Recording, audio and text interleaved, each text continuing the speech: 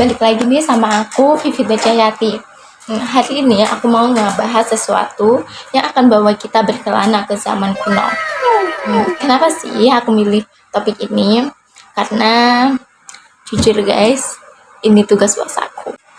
Tapi aku tetap ngerasa excited banget karena yang akan kita bahas kali ini adalah matematika di zaman Yunani yang pastinya seru banget. Bayangin deh, kita pindah ke abad-abad yang lalu, tepatnya abad ketiga dan keempat Masehi. Ya, zaman Yunani. Zaman ini bukan cuma masa untuk togel primitif aja.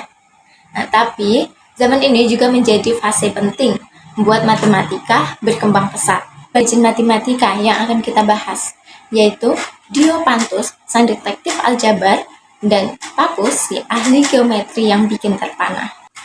Dua tokoh ini bukan cuma bikin angka-angka jadi keren, tapi juga punya cara pandang unik yang asik banget buat kita pelajari. So, stay tune karena di sini matematika bukan lagi soal rumit, tapi soal seru dan keren. Let's dive into the world of ancient Greek mathematics.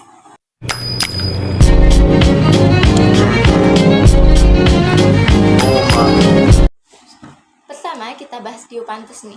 Dia tuh makhluk matematika abad ketiga yang punya kemampuan mecahin persamaan aljabar, kayak detektif petunjuk di labirin angka.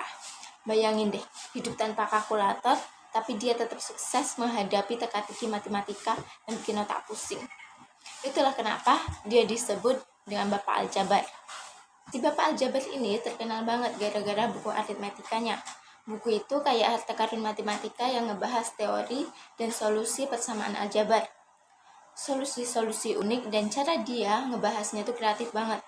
Jadi guys, matematika itu nggak cuma soal angka-angka aja, tapi juga tentang kreativitas dan cara pandang unik dalam menyelesaikan masalah.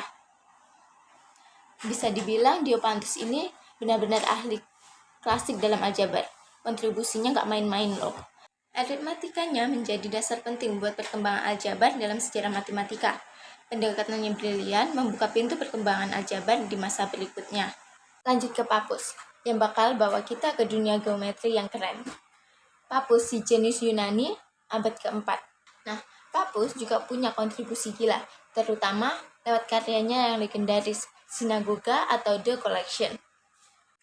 Ini bukan cuma buku matematika biasa, tapi dia nyatanya ngumpulin dan ngerangkum semua karya matematikawan hebat sebelumnya dan dijadiin satu jadi buku ini.